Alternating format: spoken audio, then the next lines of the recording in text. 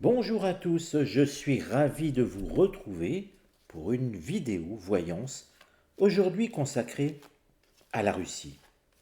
En effet, nous avons tous nos généraux de plateau qui vous inquiètent de plus en plus, qui viennent nous dire, pour certains, que la Russie est un danger, qu'elle va conquérir la Pologne, la Moldavie, les pays baltes, et pourquoi pas un jour la France. Si on les écoute, nous sommes en danger, l'Europe est finie, la Russie va conquérir le monde. Alors, vous le savez, je ne suis pas un voyant anxiogène, j'aime beaucoup mieux regarder ce que me disent les cartes, mon oracle de Béline, et puis en fonction de ce que cela donne, il est temps ou pas de s'inquiéter, parfois de prendre des mesures quand nous pouvons le faire, mais inutile de s'inquiéter toujours outre mesure. Alors aujourd'hui, on va regarder. Et on va poser la question à l'oracle de Béline. La question, je vais la poser ainsi. Comment la Russie va-t-elle agir après l'invasion de l'Ukraine? Je dis après l'invasion de l'Ukraine parce qu'il faut qu'à un moment, et je vous l'ai toujours dit, cette invasion va se terminer. Zelensky sera le dindon de la farce, et on commence à en voir les prémices. Bref, ça va se régler entre les USA et la Russie, pour schématiser. Mais peut-être que certains ont raison et peut-être que j'ai tort de ne pas m'inquiéter. Donc comment va évoluer la Russie après le conflit avec l'Ukraine?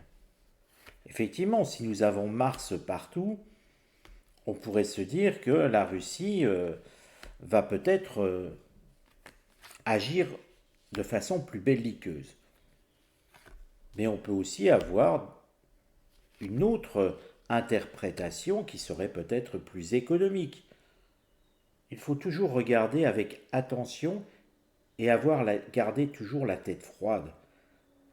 Se précipiter à dire la Russie est un danger, nous sommes tous en danger, la Terre va exploser, nous allons tous être morts, vous comprenez bien que ça ne rime à rien finalement. Alors regardons. La première carte montre une certaine agressivité. Alors effectivement, c'est une carte qui est placée en première position. La première position, quand on fait un tirage en croix, c'est ce qui se passe actuellement, 3-4 semaines en arrière ou 3-4 semaines plus loin. Tout dépend de la question effectivement, mais sur ce type de question, nous sommes sur quelque chose d'actuel. Et effectivement, actuellement, Mars, la Russie est en économie de guerre, la Russie combat, d'où l'idée de ce poignard, et la carte méchanceté, on ne la prend pas au pied de la lettre. Bien sûr, avec l'oracle de Béline, on ne va pas dire la Russie est méchante, ça n'aurait pas de sens, vous le comprenez bien. On est méchant avec qui, pourquoi? L'oracle de Béline mérite des interprétations beaucoup plus subtiles. Ça nous montre qu'il y a le feu, que l'économie russe est tournée vers la guerre, mais ça, tout le monde le sait, puisque la Russie est en guerre face à l'Ukraine. Donc là-dessus, c'est tout à fait normal. Mars, le dieu de la guerre, étant présent, là encore, nous n'avons qu'une interprétation tout à fait normale par rapport à la situation actuelle. Petite parenthèse, si vous souhaitez me contacter pour des voyances, vous pouvez le faire sur utervoyant@gmail.com. Je vous rappelle le principe, vous me posez une question et une seule par personne et j'y répondrai gratuitement. Dans la rubrique Réponse à vos questions du jour, n'oubliez pas de me joindre impérativement votre date de naissance et votre prénom, si ce n'est pas celui qui est à l'en-tête de votre email. Et puis si vous soutenez la chaîne, vous pouvez le faire, si vous le souhaitez, par le lien Tipeee qui se trouve sous la vidéo dans la description. Ceci étant dit, on voit quand même qu'il y a des difficultés. Et c'est vrai, si on regarde purement cette carte, actuellement, tout montre que la Russie est dans un état de guerre. mais ça on le savait. Alors ce qui va aller contre l'évolution de la Russie. Nous avons la carte de l'héritage. L'héritage, c'est toujours ce qui vient du passé. Forcément, si on réfléchit un tout petit peu, on ne va pas dire que c'est Nikita Khrouchtchev qui est le problème, ni Staline, ni Lénine. Ça ne serait que trop réducteur. Ce qui semble interpeller, c'est ce que qu'était autrefois l'URSS.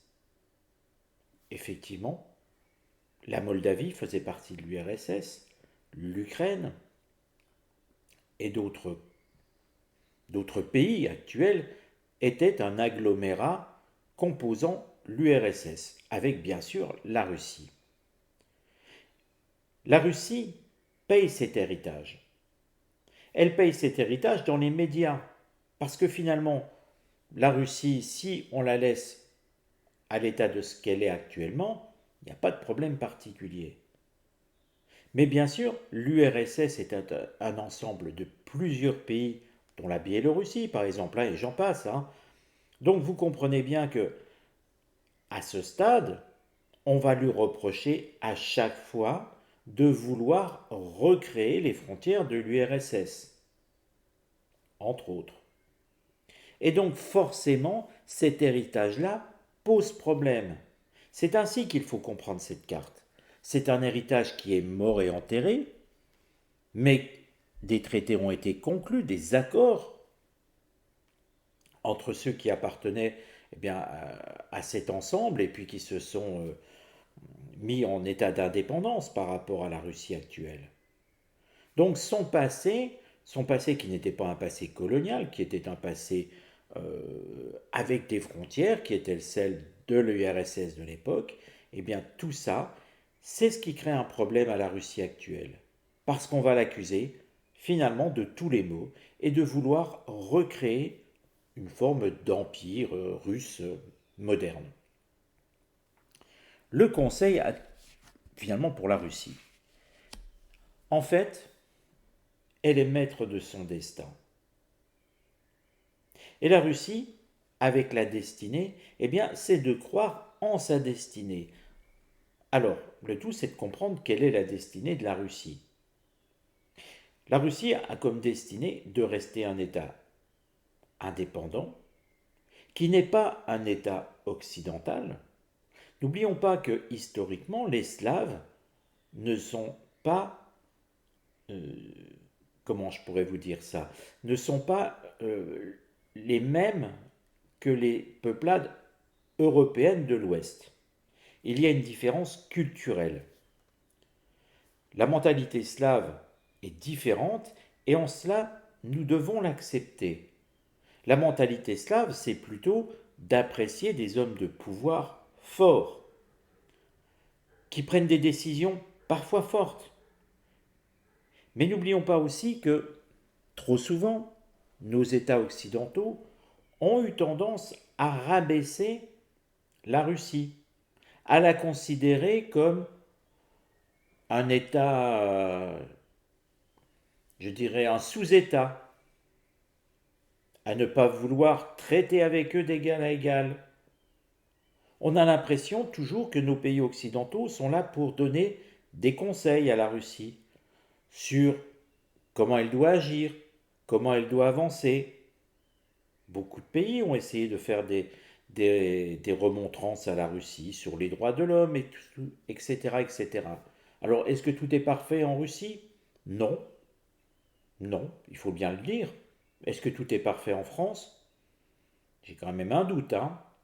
Donc, il est toujours difficile d'aller faire la morale à quelqu'un et de lui dire qu'il n'agit pas bien, alors que nous-mêmes, nous n'agissons pas correctement. Donc vous voyez, la destinée de la Russie, elle est de pouvoir toujours avancer en tant que telle. Et le Conseil, c'est d'y croire qu'elle restera toujours un État slave, indépendant, russe.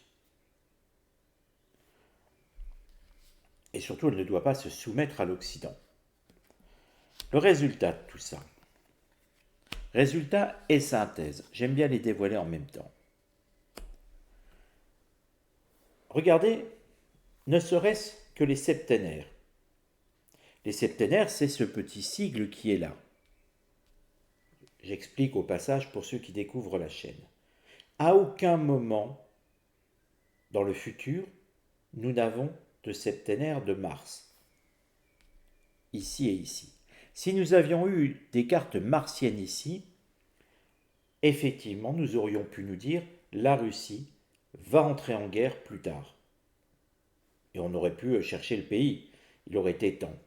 Mais là, à aucun moment, l'oracle ne le montre. Mais regardez aussi, à aucun moment l'oracle ne montre de carte lunaire, ce qui montre que de toute manière, la Russie ne va pas avoir peur des gesticulations de l'Occident. Ça nous montre au contraire, après le conflit ukrainien, une stabilisation. Et puis cette carte de synthèse, la synthèse c'est un petit peu ce qu'on pourrait dire la température de la Russie après, c'est la carte de la famille. On a l'impression que la Russie va se reconstruire. Elle va essayer de panser ses plaies, parce que oui, il y a eu des pertes, il ne faut pas se leurrer. La Russie a eu des morts. Il y en a eu en Ukraine, il y en a eu aussi en Russie. Et le peuple russe aura envie de se retrouver, de se fortifier. Cette carte aussi est un clin d'œil pour parler de la natalité. Nous qui sommes dans nos civilisations occidentales toujours en déclin sur la natalité, la Russie, après ce conflit, va retrouver une espérance dans la natalité. J'en bafouille, pardon. Donc on va voir une croissance de la population russe. Mais une carte vénusienne, ce n'est pas une carte guerrière, c'est une carte de paix, d'amour. Alors est-ce que tous les Russes vont s'aimer? Ne tombons pas là encore dans une interprétation au ras des pâquerettes. Ça montre simplement que oui, la famille russe va se recomposer, va se redynamiser, donc émergence d'une population plus importante, repeupler la Russie, hein, mais aussi de paix. Et puis regardez cette carte ici. On ne se place pas sur un point de vue guerrier, nous sommes sur le solaire. Donc le septénaire du Soleil, c'est un septénaire qui réchauffe, c'est un septénaire aussi qui apporte des solutions. Et regardez cette carte, ce sont les présents. Donc le présent non pas autant en point de vue temporel, mais le présent d'un point de vue matériel. Des présents que l'on vous donne, c'est comme cette main qui finalement donne des pièces. Je vais vous le montrer de plus près. Elle donne des richesses. Ce qui montre que derrière, la Russie, elle, va rebondir économiquement. Et nous le savons, la Russie a des matières premières dans son sous-sol, elle va se replacer économiquement très fortement. Et on pourra se dire que, au vu de cette carte, elle sera dans les 3 premières puissances économiques pour les années à venir. Donc, l'idée de faire chuter l'économie russe et de la battre à plate couture, comme disait notre cher ami Bruno Le Maire, on en est loin. On l'a toujours été loin, mais cette guerre va être aussi un motif de rebond économique très fort de la Russie. Et je pense qu'on va pouvoir parler d'une croissance extrêmement importante. La raison peut se comprendre, puisqu'ils sont en économie de guerre, eh bien, ils ont construit des usines. Leurs armes ne se font pas avec des éléments électroniques, des machines à laver, comme le disait van der Leyen bêtement. Non.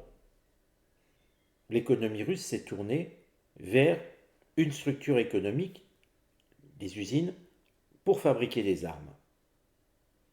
Mais on peut fabriquer plein de choses. Et de toute manière, ne vous y fiez pas, les sanctions seront levées, les États-Unis vont recommercer avec la Russie. La Chine le fait déjà. Il n'y a que l'Europe qui va rester en dehors, comme toujours. même si je vous ai annoncé que l'Allemagne se tournerait très prochainement vers la Russie. Mais vous voyez, en tout cas pour revenir au simple tirage, il n'y a aucun signe qui montre que la Russie sera belliqueuse dans les années à venir. Bien au contraire, ils seront plus occupés à refaire des enfants, genre tous, ils referont des enfants et ils vont faire non pas une guerre économique, mais ils vont faire un développement économique qui sera très très fort.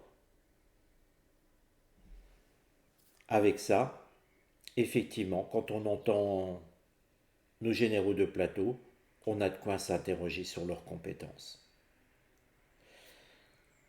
Je vous dis à très bientôt, prenez soin de vous, prenez soin de vos proches, et puis on se retrouve très rapidement pour un nouveau tirage.